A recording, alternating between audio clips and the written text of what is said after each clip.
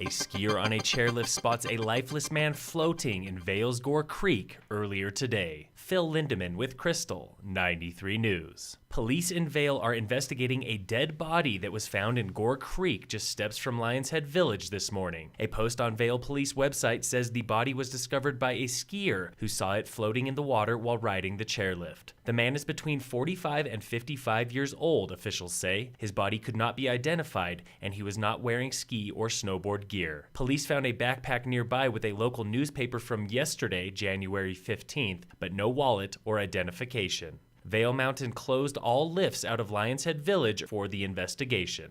There were fewer skiers on the slopes and fewer heads in beds this holiday season, but high hotel rates helped fill the gaps for Summit County lodges. Fortunately, the rate gains are offsetting those declines in bookings, and revenue overall at the properties continues to be positive. This is a trend that we're seeing throughout the industry. That was Tom Foley with Intopia, a lodging analytics firm. Foley says occupancy in Summit County dropped this season for the first time in a decade. December bookings fell by nearly 25% all across the West. This holiday was also the first time since the recession that rates and occupancy have not grown together, but higher rates meant that revenue still rose by 4.3%. That trend started really in January of 2017, where the gains in occupancy were starting to get minimalized, but rate was continuing to hang on. Lower lodging meant that skier visits dropped by about 12% across the state this holiday, but Foley says a few big storms can make up for a slow start, especially in Summit County. Snowfall down here in Denver, backyard snow that falls down here, has a big impact on what happens up, particularly in places like Summit County, which is a drive market. Data from Intopia shows that local resorts like Breckenridge see more business from weekend drivers than destinations like Aspen and even Vail.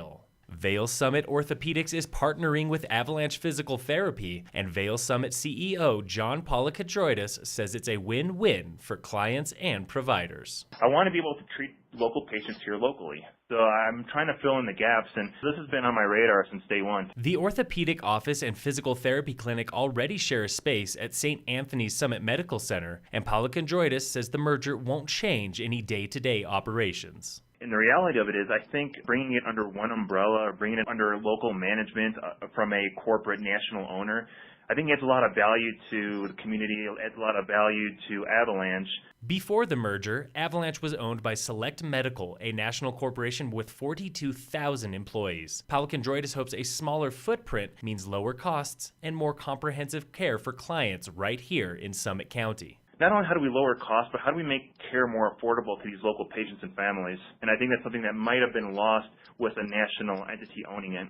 Vail-Summit Ortho currently has 3 orthopedic offices in Frisco, Edwards, and Vail. Avalanche operates 5 clinics in Summit County. The merger is official on January 31st.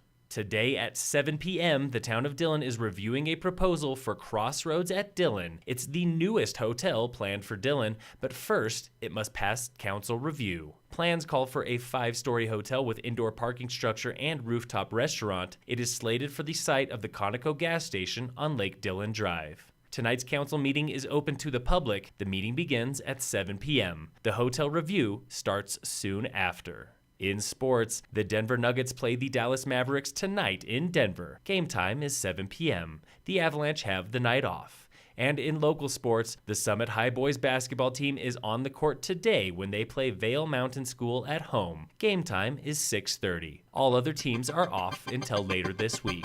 Phil Lindeman with Krystal, 93 News.